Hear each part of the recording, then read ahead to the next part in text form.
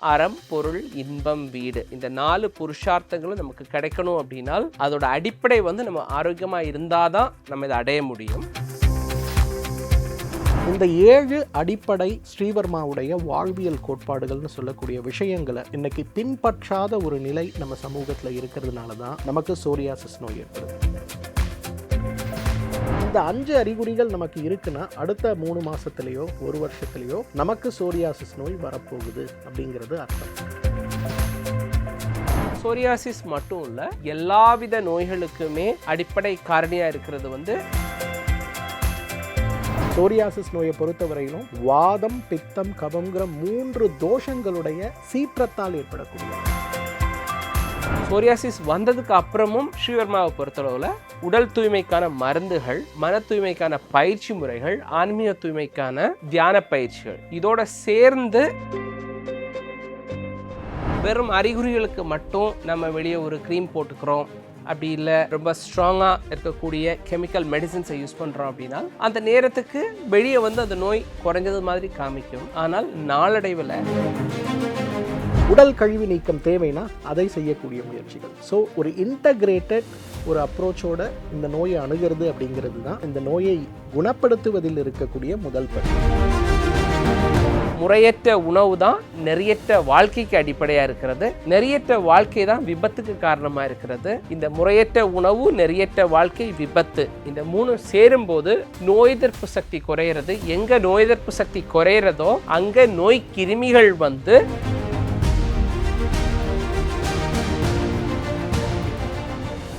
நேயர்கள் அனைவருக்கும் அன்பு வணக்கம்.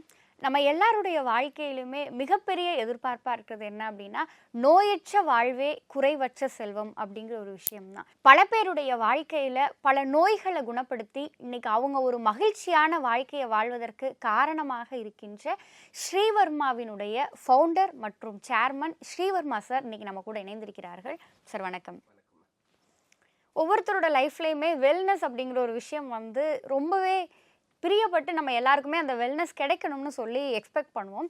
ஸோ இன்றைக்கி வெல்னஸ் குருஜியாக இருந்து பல பேருடைய வாழ்க்கையில் பல மாற்றங்களை ஏற்படுத்தி கொண்டிருக்கின்ற wellness Guruji doctor Gauthaman sir நம்ம கூட இணைந்திருக்கிறார்கள். சார் வணக்கம். வணக்கம் சார். உங்கள் 2 பேர் மத்தியில் எங்களுடைய சேனலில் இன்றைக்கி வந்து நம்ம மருத்துவம் சார்ந்த ஒரு உடலை வந்து நம்ம எவ்வளவு பரிசுத்தமாக வச்சுக்கணும், அதை ஆரோக்கியமாக வச்சுக்க நம்ம என்ன மாதிரியான விஷயங்களை எல்லாம் ஃபாலோ பண்ணணும் அப்படிங்கிற சீரீஸை உங்கள் 2 பேரோட இணைந்து தொடங்குறதுல ஐபிசி தமிழ் உண்மையிலேயே பெருமைப்படுகிறது. உங்கள் 2 பேருக்குமே எங்களுடைய மனமார்ந்த நன்றிகள் சார். சார், இப்போ ஒவ்வொருத்தருடைய வாழ்க்கையிலுமே வந்து எந்த ஒரு நோயும் இல்லாமல் நம்ம வாழணும் அப்படின்னு சொல்லி எல்லாருமே எதிர்பார்ப்பாங்க. ஆனால் இன்றைக்கி மக்களுக்கு வந்து ஒரு மிகப்பெரிய ஸ்ட்ரெஸ்ஸை கொடுக்குற ஒரு நோயாக சொரியாசிஸ் அப்படிங்கிற ஒரு நோய் இருக்குது.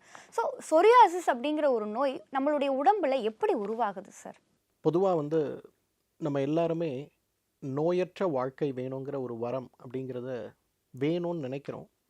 ஆனால் அதற்கான வழிமுறைகள் அல்லது அதற்கு பின்பற்ற வேண்டிய வழிமுறைகள் என்னங்கிற ஒரு புரிதலற்ற ஒரு வாழ்க்கையில் தான் இருக்கும். இன்றைக்கி உடல் சுத்தினா என்ன, மனோசுத்தினா என்ன, நம்ம உடலையும் மனதையும் ஆட்டுவித்து நம்முடைய கர்மாக்களை நமக்கு பரிசாக வழங்குகின்ற ஆத்ம சுத்தினா என்ன, என்ன உணவு சாப்பிடணும், என்ன வகையான காற்று.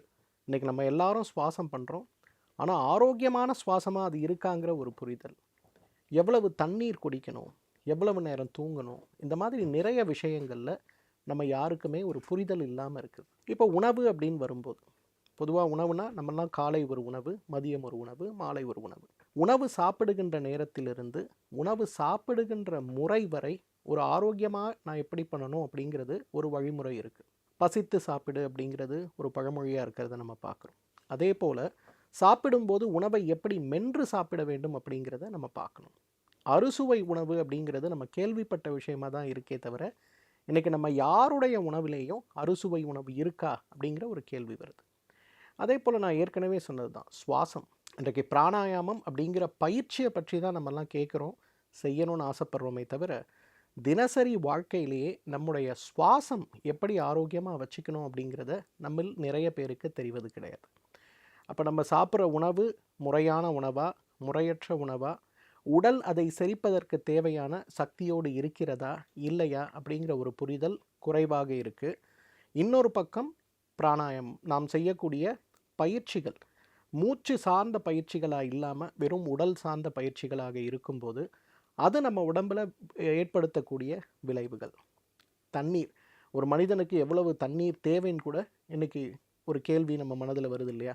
அந்த மாதிரி தண்ணீரை ஆரோக்கிய வாழ்க்கைக்கு எவ்வாறு பயன்படுத்த வேண்டும், இந்த 3 விஷயத்தை நம்ம எப்படி பார்க்குறோமோ அது போல தான் நம்முடைய உடல், மனம், ஆத்மா இந்த விஷயங்களை சுத்தி செய்வதற்கும் ஆரோக்கியமாக வைத்துக்கொள்வதற்கும் மகிழ்ச்சியாக வைத்துக்கொள்வதற்கும் நம்ம எடுக்க வேண்டிய முயற்சிகள். இது எல்லாத்துக்கும் மேலே காலநிலை மாறுபாடுகளும் தினசரி வாழ்க்கையில் ஆரோக்கியத்திற்காக நாம் செய்ய வேண்டிய முயற்சிகளும், தினச்சரியை மற்றும் ரித்துச்சரியை, இந்த 2 விஷயங்கள். இப்போ நம்மளே என்ன செய்வோம், கோடைக்காலம் வருதுன்னா தண்ணீர் நிறைய குடிப்போம், குளிர்காலம் வருதுன்னா தண்ணீரை குறைச்சிப்போம், குளிர்காலத்தில் ஏற்படுற பசியை பொறுத்து எண்ணெய் பலகாரங்கள் உணவுகளில் கூடுதலாக சாப்பிடுவோம். கோடை காலங்களில் நினைத்தா கூட நம்ம சாப்பிட முடியாது. ஆனால் இந்த மாறுதல்கள்லாம் இன்றைய தலைமுறை வைத்திருக்கான்னு பார்த்தீங்கன்னா கிடையாது. 365 நாட்களுமே எண்ணெய் உணவுகளும் கொழுப்பு உணவுகளும். அப்போ இந்த 6 விஷயங்கள், உணவு, நீர், காற்று, உடல் சுத்தி, மனோசுத்தி, ஆத்ம சுத்தி, அது கூட அபியாசம்னு சொல்லக்கூடிய ப்ராக்டிஸ், இந்த 7 அடிப்படை ஸ்ரீவர்மாவுடைய வாழ்வியல் கோட்பாடுகள்னு சொல்லக்கூடிய விஷயங்களை இன்றைக்கி பின்பற்றாத ஒரு நிலை நம்ம சமூகத்தில் இருக்கிறதுனால தான் நமக்கு சோரியாசிஸ் நோய் ஏற்படுது. நிறைய காரணங்கள் சொல்லலாம். மன அழுத்தம் ஒரு காரணம், உடம்பில் இருக்கக்கூடிய விஷத்தன்மை டீடாக்ஸ் பண்ணாமல் இருக்கிறது ஒரு காரணம், நம்ம சாப்பிட்ற உணவில் அசைவம் அதிகமாக சேர்க்குறோம் அது ஒரு காரணம், கொழுப்பும் எண்ணெயும் தயிரும் பாலும் கலந்த உணவுகளை அதிகமாக சாப்பிட்றோம் இது ஒரு காரணம். இந்த மாதிரி விதவிதமான காரணங்கள் சொல்லப்பட்டாலும் கூட உணவு சார்ந்த விழிப்புணர்ச்சி, நம்முடைய வாழ்வியல் முறையில் இருக்க வேண்டிய நம்முடைய மனது, ஆத்மா மற்றும் உடல் கழிவு நீக்கம் சார்ந்த விழிப்புணர்ச்சி, நம்முடைய ஆரோக்கியத்திற்கு ஒவ்வொரு தனி மனிதனும் என்ன செய்ய வேண்டும் அப்படிங்கிற ஒரு விழிப்புணர்ச்சி அற்ற ஒரு நிலை இருக்கிறதுனால தான் இன்றைக்கு சோரியாசிஸ் நோய் மிகப்பெரிய அளவில் நம் சமூகத்தில் இருக்கிறத நம்ம பார்க்குறோம். நாம் ஆரோக்கியமான வாழ்க்கை வேணும்னு எல்லாருக்கும் ஒரு ஆர்வம் இருக்கிறது. ஆனால் நோய் இல்லாத ஒரு நிலை வந்து நம்ம ஆரோக்கியம்னு நினச்சிக்கிறோம். ஆரோக்கியம்னு சொல்கிறது வந்து வெறும் நோயற்ற நிலை மட்டும் இல்லை. இன்றைக்கி நம்ம சமுதாயத்தை பார்க்குறதா இருந்துச்சுன்னா நோயால் பாதிக்கப்பட்டிருக்கிறவங்க, நோய் இல்லாமல் இருக்கிறவங்க. அப்போ இந்த நோய் இல்லாமல் இருக்கிறவங்க வந்து நோய்க்கான ஒரு வெயிட்டிங் லிஸ்ட்டில் தான் நம்ம இருக்கிறோம். ஏன்னா நமக்கு ஆரோக்கியம்னா என்னென்னு தெரியல. ஆரோக்கியம்னு சொல்கிறது வந்து உடம்பு, மனசு, ஆத்மா எந்தவித அசுத்தங்களும் இல்லாமல் ஒரு தூய்மையான நிலையில் ஒரு முழுமையான உத்வேகத்தோடு இயற்கையோடு இயைந்து இருக்கக்கூடிய ஒரு சந்தோஷமான நிலை தான் வந்து ஆரோக்கியம்னு நம்ம டிஃபைன் பண்ணுறோம். ஏன் ஆரோக்கியமாக இருக்கணும்? அறம், பொருள், இன்பம், வீடு, இந்த 4 புருஷார்த்தங்களும் நமக்கு கிடைக்கணும் அப்படின்னால் அதோட அடிப்படை வந்து நம்ம ஆரோக்கியமாக இருந்தால் தான் நம்ம இதை அடைய முடியும். சோரியாசிஸ் மட்டும் இல்லை, எல்லாவித நோய்களுக்குமே அடிப்படை காரணியாக இருக்கிறது வந்து வாழ்வியல் கோட்பாடுகள் நம்ம பின்பற்றாமல் இருக்கிறது அப்படின்னு நம்மளோட வெல்னஸ் குருஜி சொல்லியிருக்கிறாங்க. அப்போ வாழ்வியல் கோட்பாடுனா என்ன அப்படிங்கிறது நமக்கு ஒரு கேள்வி உள்ள வருது. முறையான உணவு, முறையான நீர், முறையான சுவாசம், உடல் தூய்மை, மன தூய்மை, ஆன்ம தூய்மை, அபியாசம், இந்த 7 விஷயங்களை நம்ம பின்பற்றதா இருந்துச்சுனால் அது உடம்புல வரக்கூடிய நோயாக இருக்கட்டும் அல்லது மனசில் வரக்கூடிய நோயாக இருக்கட்டும், இந்த நோய் வராமல் நம்ம தடுக்க முடியும். ஆயுர்வேத சாஸ்திரங்கள் நோய் வருவதற்கான காரணின்னு பார்த்தால் மித்ய ஆகாரம், மித்ய விகாரம், ஆகந்துஜம், கிருமிஜம், பீஜதோஷம்னு சொல்கிறது. முறையற்ற உணவு, நெறியற்ற வாழ்க்கை, விபத்துகள், நோய்க்கிருமிகள் மற்றும் பாரம்பரியமாக வரக்கூடிய நோய். சோரியாசிஸை பொறுத்தளவில் இது உடம்புல இருக்கக்கூடிய காரணிகள்னால பெரும்பாலும் வரதா இருந்தாலும் மனசில் இருக்கக்கூடிய ஒரு பதட்டமும் மனசில் இருக்கக்கூடிய ஒரு குழப்பங்களும் எப்போவுமே ஸ்ட்ரெஸ்ஸாக ஒரு டென்ஷனாக இருக்கிறது வந்து சோரியாசிஸ்க்கு காரணமாக இருக்கிறது. சோரியாசிஸ் வந்ததுக்கு அப்புறமும் நாம் வந்து வெறும் மருந்து மாத்திரைகள் மட்டும் எடுத்துக்கிறோம். வெறும் மருந்து மாத்திரைகள் மட்டும் எடுத்துக்கும் போது அந்த நேரத்துக்கு அதோட அறிகுறிகள் குறையிறது. ஆனால் நாளடைவில் அந்த சோரியாசிஸ் வந்து குணப்படுத்த முடியாத நிலை அடைகிறது. ஸ்ரீவர்மாவை பொறுத்தளவில் வெல்னஸ் குருஜி டிஃபைன் பண்ணியிருக்கக்கூடிய அந்த ட்ரீட்மெண்ட் ப்ரோட்டோக்கால்னு சொல்கிறது வந்து உடல் தூய்மைக்கான மருந்துகள், மன தூய்மைக்கான பயிற்சி முறைகள், ஆன்மீக தூய்மைக்கான தியான பயிற்சிகள், இதோடு சேர்ந்து நாம் வாழ்வியல் கோட்பாடுகளை பின்பற்றும் போது நோய் இல்லாமல் ஒரு வாழ்க்கையை அமைச்சிக்க முடியும். இல்லை நோய் வந்ததுக்கு அப்புறம் அது சோரியாசிஸாக இருக்கட்டும் அல்லது எந்தவித நாட்பட்ட நோய்களாக இருந்தாலும் நிச்சயமாக அந்த நோய்களிலிருந்து நிவாரணம் பெற முடியும். சார் இப்போ வந்து சொரியாசிஸ் நோய் இருக்குது அப்படிங்கிறதே பல பேருக்கு வந்து நமக்கு சொரியாசிஸ் இருக்கா அப்படிங்கிற ஒரு கேள்வியே அவங்களுக்கு இருக்குது.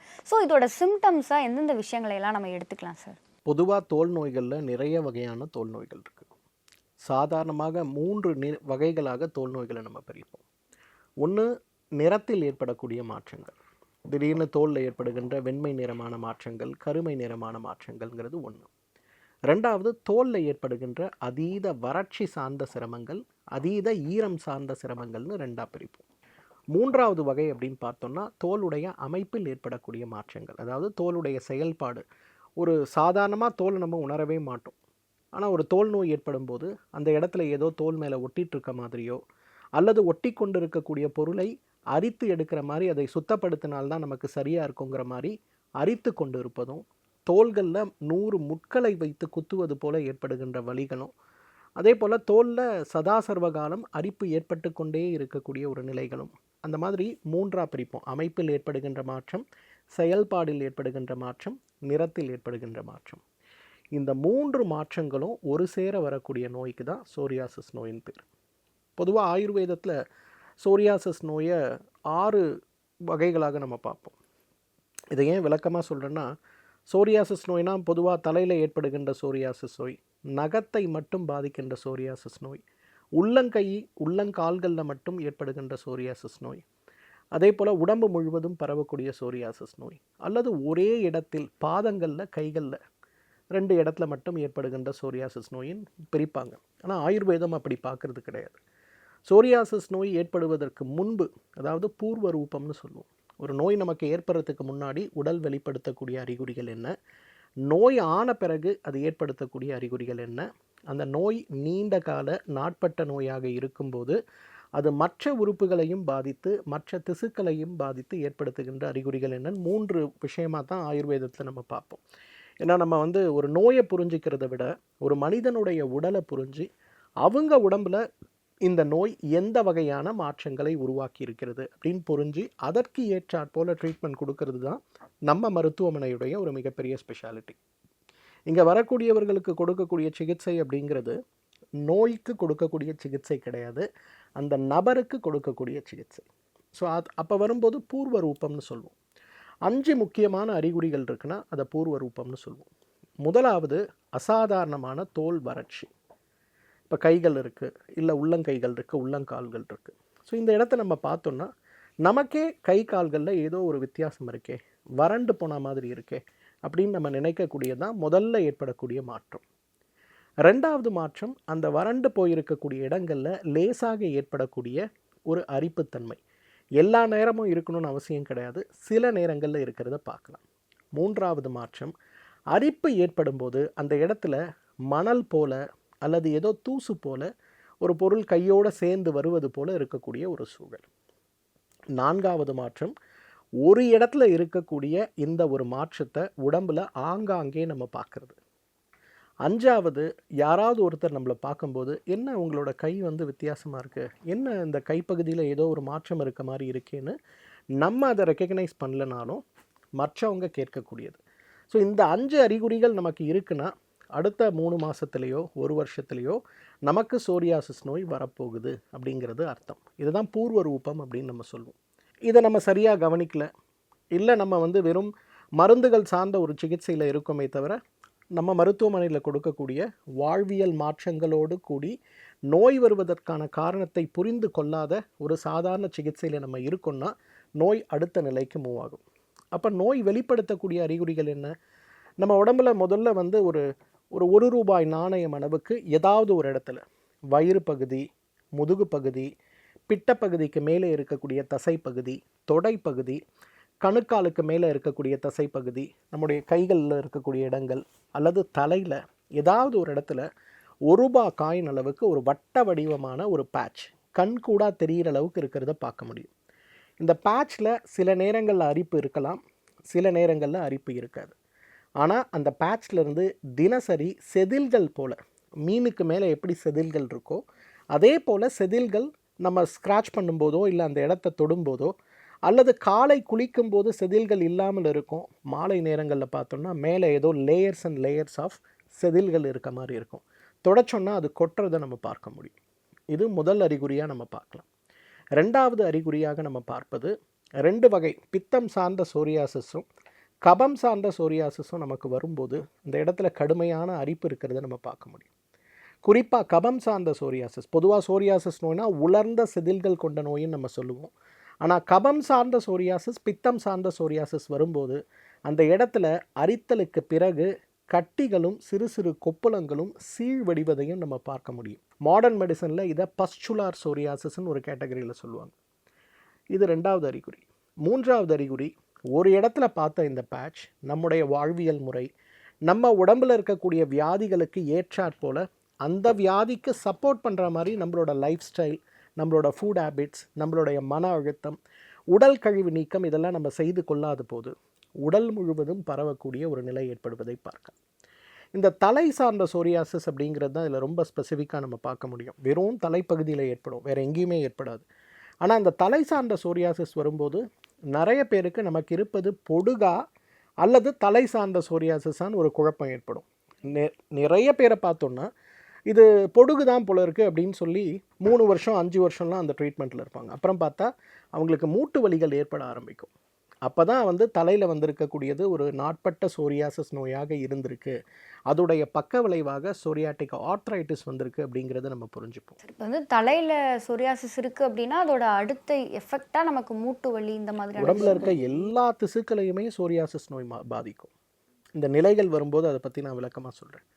ஆனால் அந்த நோயை பற்றி நம்ம புரிஞ்சிக்காமல் இருக்கும்போது தலையில் மட்டும் இருக்க மாதிரி இருக்கும், ஆனால் உடம்பெல்லாம் பரவக்கூடியது, தலையில் மட்டும் ஏற்படக்கூடியது, நகங்களை மட்டும் பாதிக்கக்கூடியது, உள்ளங்கை உள்ளங்கால்களில் மட்டும் பாதிக்கக்கூடியது நிறைய வகைகள் நம்முடைய வாழ்வியல் முறையை பொறுத்து இருக்கும்.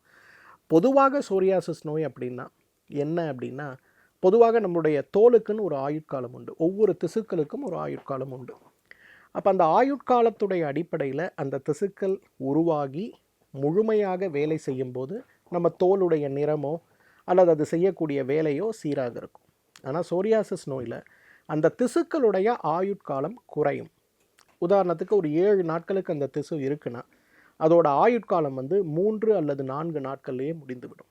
அப்போ உடம்பு என்ன பண்ணுன்னா அடுத்த வேகமான திசுக்களுடைய உற்பத்திக்கு போக ஆரம்பிக்கும். அகெயின் வேகமான திசுக்களுடைய உற்பத்திக்கு போகும்போது என்னாகும், அதுவும் வேகமாக இறந்து போகின்ற ஒரு சூழல் இருக்கிறதுனால உங்களுக்கு செதில்கள் உரிந்து கொண்டே இருக்கக்கூடிய ஒரு சூழல் ஏற்படும். இது பித்தத்துடைய ஒரு தாக்கத்தால் ஏற்படக்கூடியது. உடம்பில் எந்த அணுக்கள் வேணும்னாலும் அந்த அணுக்களுடைய உற்பத்தி வாதத்தால் ஆனது. அந்த அணுக்கள் உற்பத்திக்கு தேவையான சத்து அப்படிங்கிறது பித்தம் கொடுக்கக்கூடியது. அந்த அணுக்களுடைய முழுமை பெற்ற ஒரு உருவம் ஆயுட்காலம் அப்படிங்கிறது கபத்தால் நடக்கக்கூடியது. சோரியாசிஸ் நோயை பொறுத்தவரையிலும் வாதம், பித்தம், கபங்கிற 3 தோஷங்களுடைய சீற்றத்தால் ஏற்படக்கூடியது. வாதம் அதிகமாக இருக்கும்போது நிறைய ஸ்கேல்ஸ் ஃபார்மேஷன் இருக்கும். பித்தம் அதிகமாக இருக்கும்போது எரிச்சல் அரிப்போடு சேர்ந்து அந்த நோய் இருக்கும். கபம் அதிகமாக இருக்கும்போது அந்த இடத்துல சீழ் வரக்கூடிய கொப்புளங்களால் சேர்ந்து வருவதாக இருக்கும். ஏன் இதை இவ்வளோ விளக்கமாக சொல்கிறோன்னா, பொதுவாக இன்றைக்கு சோரியாசிஸ் நோய்னா சில வகை கூட்டு மருந்துகளுடைய ஒரு சிகிச்சை தான் இன்றைக்கு விஞ்ஞான மருத்துவத்தில் வழங்கப்படுறதை நம்ம பார்க்குறோம். அப்போ அந்த சில வகை கூட்டு மருந்துகளுடைய அந்த இயக்கம் அப்படிங்கிறது நம்ம உடம்பில் ஒரு குறிப்பிட்ட நாட்களுக்கு வேலை செய்கிறதையும், அதுக்கப்புறம் அந்த நோய்த்தன்மை அதிகமாகுது, இன்னும் கூடுதலான மருந்துகள், பக்க விளைவு ஆகுது, இன்னும் கூடுதலான மருந்துகள்னு வாழ்க்கை முழுவதும் மருந்துகளுடைய தேவையோடவே நம்ம காலம் போகிறத பார்க்குறோம். ஆனால் ஆயுர்வேத மருத்துவம் அப்படி பார்க்குறது கிடையாது. குறிப்பாக ஸ்ரீவர்மா மருத்துவமனையில் ஏற்கனவே நான் சொன்ன மாதிரி நோய்க்கான சிகிச்சை இங்கே கிடையாது, மனிதனுக்கான சிகிச்சை தான், தனி நபருக்கான சிகிச்சை தான். அந்த வகையில் வரும்போது இது வாதமா, பித்தமா, கபமா, இந்த புரிதலுடைய அடிப்படையில் நம்ம ஏற்கனவே சொன்ன மாதிரி 7 pillars ஆஃப் லைஃப்பை நம்ம கொண்டு வந்து அதை குணப்படுத்த முடியுமான்னா 100% முடியும். ஸோ அறிகுறிகள் அப்படிங்கிறது தனிநபருக்கானது. நான் இப்போ சொன்னதெல்லாம் பொதுவான அறிகுறிகள். அகெயின் நம்ம மருத்துவமனைக்கு வரும்போது நம்ம ஹெல்த் அசஸ்மெண்ட்டுன்னு ஒரு விஷயம் செய்வோம்.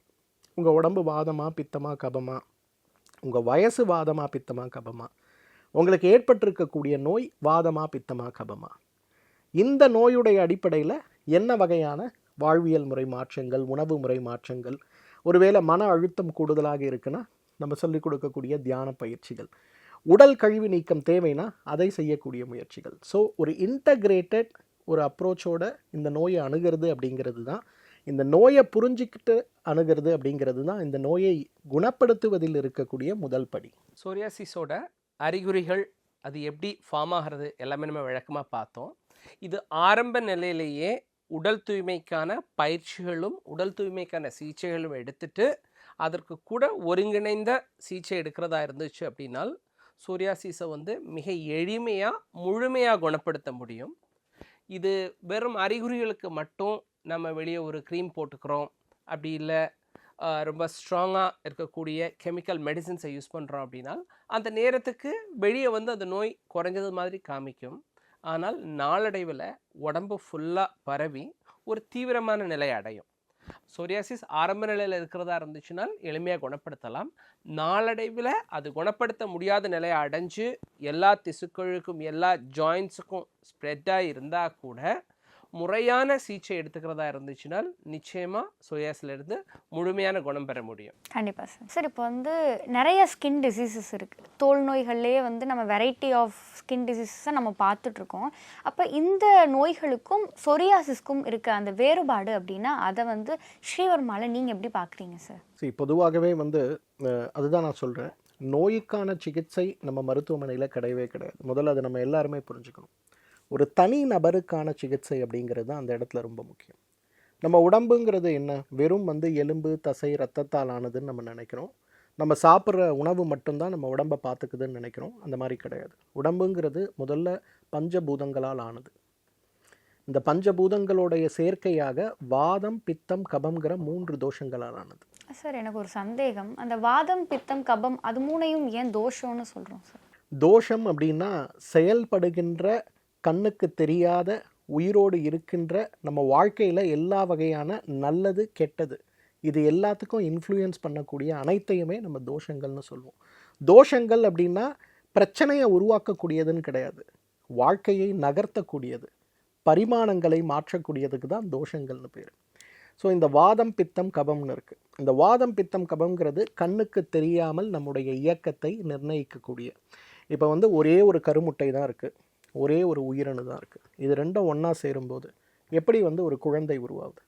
இதற்கு காரணம் நான் சொன்ன மாதிரி இந்த திசுக்களுடைய வளர்ச்சிக்கு தேவையான வாதமும் அதற்கு தேவையான சக்தியை கொடுக்கக்கூடிய பித்தமும் இந்த ரெண்டும் சீராக இருக்கும்போது உருவாகக்கூடிய அமைப்பாகத்தான் நம்ம எல்லாருமே இருக்கும். நம்ம பிறந்ததிலிருந்து இறந்து போகின்ற வரை இந்த நிகழ்வு தொடர்ந்து நடந்து கொண்டே இருக்கிறது நம்ம பார்க்குறோம். அப்போது உடம்பில் இந்த வாதம் பித்தம் கபம் அப்படிங்கிறது வெறும் ஃபேக்டர்ஸாக மட்டும் இல்லாமல் நம்ம புரிஞ்சிக்கிறதுக்காக அடுத்து நம்ம பாடியில் 7 வகையான தாதுக்களை நம்ம பார்க்குறோம். சாப்பிட்ற சாப்பாடு சைவம் அசைவம் கீரை காய்கறிகள் பழங்கள் என்னென்னமோ சாப்பிட்றோம். அது வயிற்றுக்குள்ளே போய் உடம்புடைய திசுவாக மாறக்கூடிய முதல் திசுக்கு தான் ரசதாத்துன்னு பேர். இதுதான் அடிப்படை சக்தி. நம்ம சாப்பிட்ற உணவு எப்படி நம்ம உடம்புக்குள்ளே ஒரு அணுவாக மாறுகிறது, ஒரு திசுவாக மாறுகிறதுங்கிறது தான் ரசம். இதிலிருந்து உருவாகக்கூடியது தான் ரத்தம். எந்த அளவுக்கு ஏன் உணவுக்கு நம்ம இம்பார்ட்டன்ஸ் கொடுக்குறோன்னா, இந்த ரசதாது எவ்வளவு ஆரோக்கியமாக இருக்கோ அதை பொறுத்து நம்மளுடைய திசுக்கள் ஆரோக்கியமாக இருக்கும். இந்த ரத்தம் அடுத்து தசைகள், நம்ம பார்க்கக்கூடிய தசைகள், தசைகளிலிருந்து கொழுப்பு, கொழுப்புகளிலிருந்து எலும்பு, எலும்புகளிலிருந்து எலும்பு மஜ்ஜை, எலும்பு மஜ்ஜையிலிருந்து நம்முடைய நோய் எதிர்ப்பு சக்தி சார்ந்த விஷயங்கள், அதிலிருந்து ஓஜஸ்ன்னு ஒன்று உருவாகிறத பார்ப்போம்.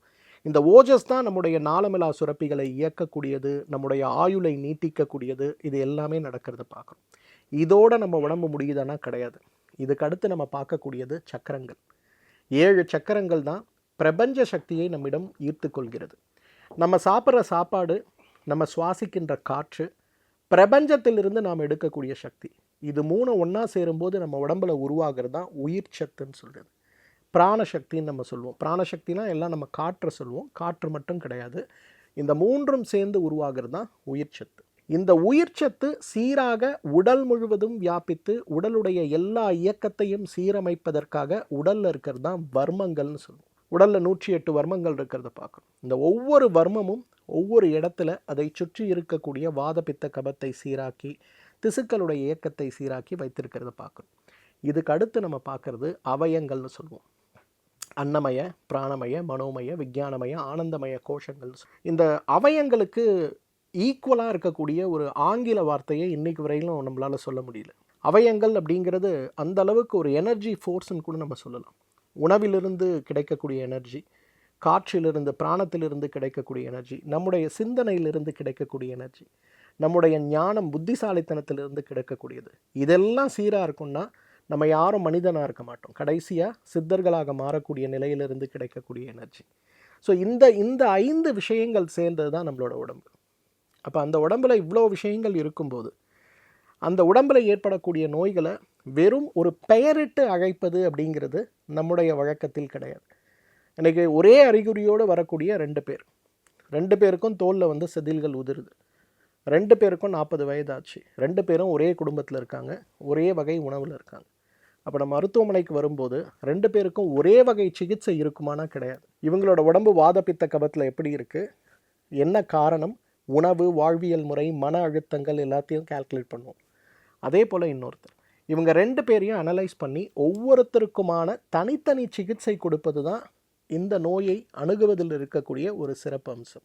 இப்போது இந்த நோயை பற்றி நம்ம பொதுவாக இணையங்களில் தேடும்போது குணப்படுத்த முடியாத நோய், வாழ்க்கை முழுவதும் மருந்துகள் எடுத்துக்கொள்ள வேண்டிய நோய்ங்கிற குறிப்புகள் இருக்கும்போது நிறைய பேர் நம்ம மனமுடைந்து போகிறோம். ஆனால் உண்மை என்னன்னா, எனக்கு ஏற்பட்டு இருக்கக்கூடிய நோய் இன்னொருவருக்கு ஏற்படுவதற்கான காரணமும் என்னுடைய காரணமும் வித்தியாசமானது, வெளிப்படுத்தக்கூடிய அறிகுறிகள் வித்தியாசமானது.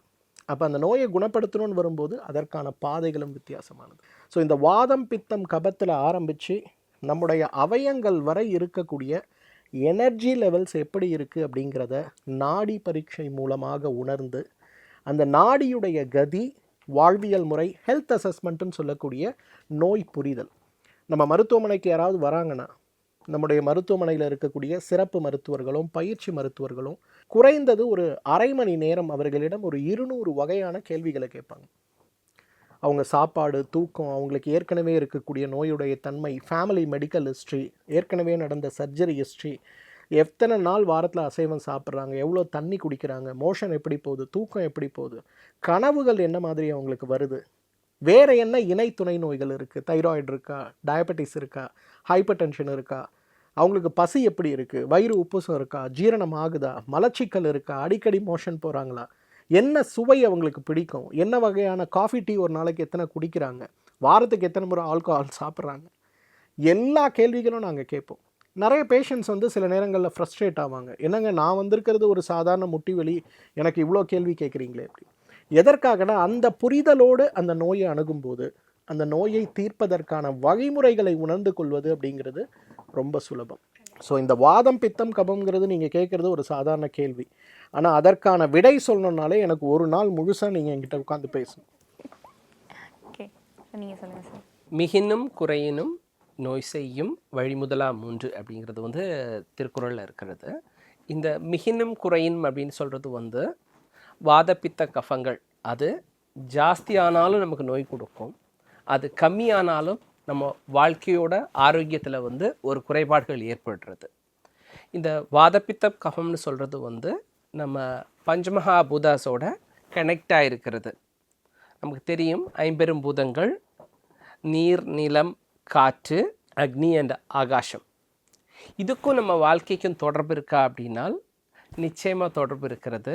குருஜி சொன்னது மாதிரி நாம் ஒரு கருமுட்டையும் விந்துவில் இருந்து உருவாகக்கூடிய நாம் இவ்வளவு ஒரு 10 மாதத்திலே வளர்ச்சி அடைந்து ஒரு முழுமையான மனிதனாக மாறுறதுக்கு என்னென்ன அடிப்படையாக இருக்கிறதுன்னு பார்த்தா, அம்மா சாப்பிடக்கூடிய சாப்பாடு, அம்மா குடிக்கக்கூடிய தண்ணி, அம்மா சுவாசிக்கிற காற்று, அம்மா சூரிய ஒளியிலேருந்து எடுத்துக்கக்கூடிய ஆற்றல், அம்மாவுக்கு உள்ளே இருக்கக்கூடிய நோய் எதிர்ப்பு சக்தியும் உயிராற்றலும், இந்த 5 ஆற்றல் மையங்களும் இருந்தால் தான் இந்த 10 மாதத்துலே அந்த குழந்தை முழுமையாக உருவாகி குழந்தை ஆரோக்கியமாக பிறக்கிறது. ஒரு ஆரோக்கியமாக பிறக்கக்கூடிய குழந்தைக்கு அதோட வாழ்க்கையில் வளர்ச்சிக்கு என்ன தேவைன்னு பார்த்தீங்கன்னா இதே 5 காரணிகள் தான். சாப்பாடு தேவை, குடிக்கிறதுக்கு தண்ணீர் அல்லது அம்மா கொடுக்கக்கூடிய பால் தேவை, சுவாசிக்கிறதுக்கு காற்று தேவை. எப்படி தாவரங்களுக்கு சூரியன்கிட்ட இருந்து ஒரு பச்சையம் எடுத்து அது உயிராற்றலாக மாற்றுறதோ அதே போல் நம்மளோட தோல் வந்து சூரிய சக்தியிலிருந்து அக்னின்னு சொல்லக்கூடிய ஆற்றல் எடுத்துக்கிறது.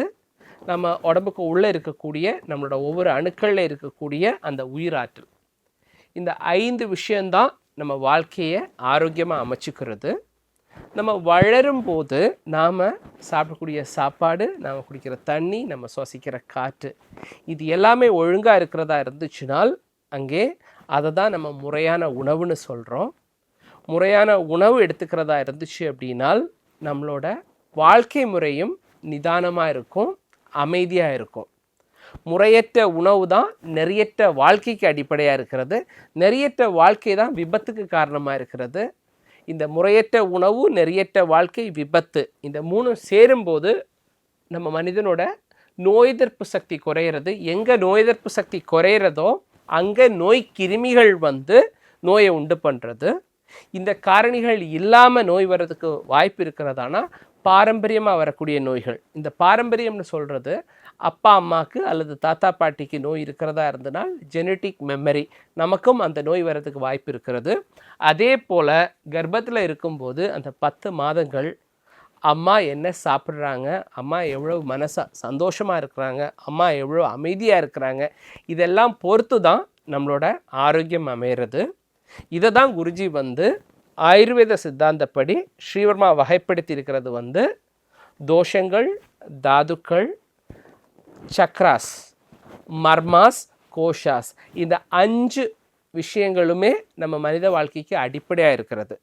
இது நம்ம மருத்துவமனையில் இருக்கக்கூடிய எல்லா மருத்துவர்களுக்குமே வந்து இந்த சித்தாந்த பயிற்சி நம்ம கொடுத்துருக்குறோம்.